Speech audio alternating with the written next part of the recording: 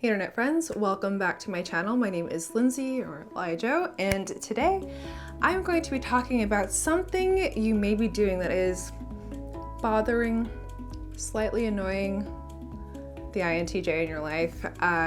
If you would like to book a video session with me about this topic or anything related to the cognitive functions and your growth journey, you can do so by my link below to snug. Let us embark on this journey together. All right, so there's been plenty of talk around the internet about INTJs and their way with their plan and their trajectory going in a certain direction. I mean, I know I've made quite a few of them. However, there has been a lack of information as it relates to people in our lives not having a plan or direction and how that kind of affects us and the uneasiness that we feel as it relates to this. That's right, folks. Not only do we need to have a plan, but we would really love it if you did too. Okay, so it's very cumbersome for me to rebound from interruptions. I will be doing my thing in my little box, right? And then someone walks into the room and they say, "Hey, look at this box I have over here." And I'm like, "Oh, do I have to?" And they're like, "Yep." So I have to go walk over there metaphorically to their box of information, look in it and see what it is, what they want, and be like, "Thank you very much." And then walk back over to my box and then try to reorient my brain to what it was doing before the interruption. So when I'm looking at my day, if my location is such that influence and interruptions from outside parties would occur, I always try to plan for the possibilities of those interactions happening. So I have a very small circle of individuals who I'm close to, but if you're one of those individuals, it is very common. I'll say, "Hey, like, what's your plan for today?" Or "What's your plan for this week?" "What's your plan for Wednesday?" Because that'll be the day that I don't know and I'm trying to figure out just that day in the time span of days. Now I ask these things not because I care what you're doing, but because I need to plan for any possible interactions or distractions as a result of you just walking around and living your life if we are in a shared space at that point in time. So this goes out to all the partners, the roommates, the friends, the family members of the INTJ. If you're just walking around day to day without a plan, and we can't expect you to have these time periods where you're just going to be sitting down coloring in your coloring book, it's most likely making our lives a little bit harder because there's no predictability in what you're doing. "But Lindsay, why don't you just tell them not to interrupt you?"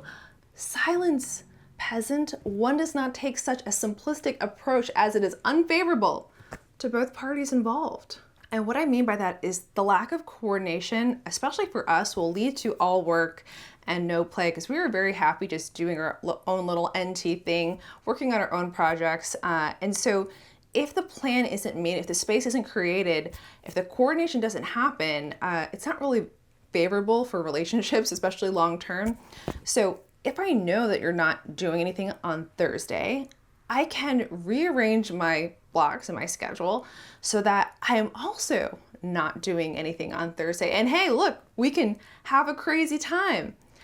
Hang out for a little bit maybe. And by hang out, I mean just, be on our laptops and talk to our friends on Discord. But the thing is that I can have planned chaos and we can spend that time interrupting each other. We can spend that time doing whatever. But the thing is I will only be able to do that. We will only be able to have those interactions if you know what you're doing with your time.